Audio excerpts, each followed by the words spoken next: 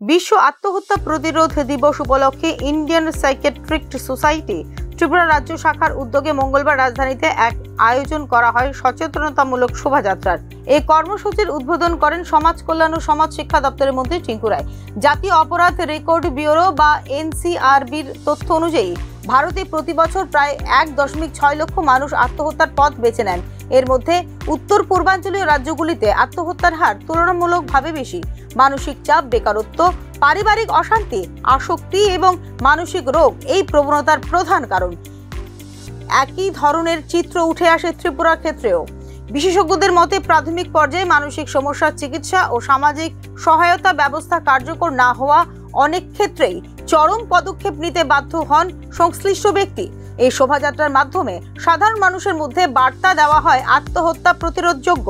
মানসিক স্বাস্থ্য সমস্যাকে সামাজিক কলঙ্ক হিসেবে না দেখে চিকিৎসা গ্রহণ করা জরুরি।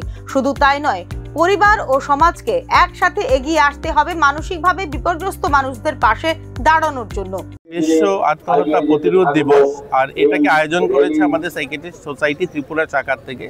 এবং আমরা আজকে একটাই মেসেজ দেবো যে আমরা মা বাবা যারা আছে, গার্জিয়ান, অভিভাবক যারা আছে, আমাদেরও ভাবতে হবে এই যে সুইসাইড কী করে কম করা যায়। কারণ আমরা যেভাবে ছেলে মেয়েদেরকে প্রেশারাইজ করি, অর্থাৎ চাপিয়ে দেওয়ার চেষ্টা করি যে এটা করতে হবে, এখান থেকে বেরিয়ে আসতে হবে, তাদেরকে তাদের মতো করে বাঁচার সুযোগ দিতে হবে।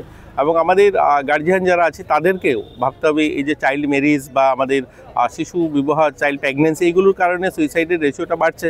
এগুলোকে একটা বিপজ্জনক জায়গায় এসে দাঁড়িয়েছে। এবং আজকের র্যালির মাধ্যমে আমরা অভিভাবকদেরকে সচেতন করতে চাই যে আপনারা যেন এগুলো না করেন। এবং যদি কোথায় মনে হয় যে কোথায় আমাদের ছেলে মেয়ে ডিপ্রেশনের দিকে যাচ্ছে, তাহলে আমাদের সাইকিয়াট্রিস্ট যারা সোসাইটিতে যারা কাজ করেন, আমাদের হসপিটালগুলো আছে, সেখানে গিয়ে যোগাযোগ করে, সেখানে গিয়ে তাদের পরামর্শ নেওয়া এবং তাদেরকে চিকিৎসার সঙ্গে যুক্ত করা। ত্রিপুরায় 2023 সালের এনসিআরবি রিপোর্ট অনুযায়ী প্রতি 100,000 জনে আত্মহত্যার হার ছিল 20.8, যা জাতীয় গড়ের তুলনায় প্রায় দ্বিগুণ।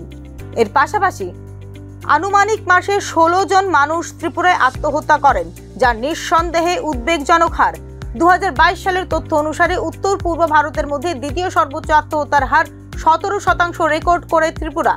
এই হার উত্তর পূর্বের অন্যান্য রাজ্যের তুলনায় স্পষ্টভাবে বেশি, যেখানে মিজোরাম 12.4%, আসাম 9.4%, মেঘালয় 6.4%, নাগাল্যান্ড 2.2%, মণিপুর 0.8%।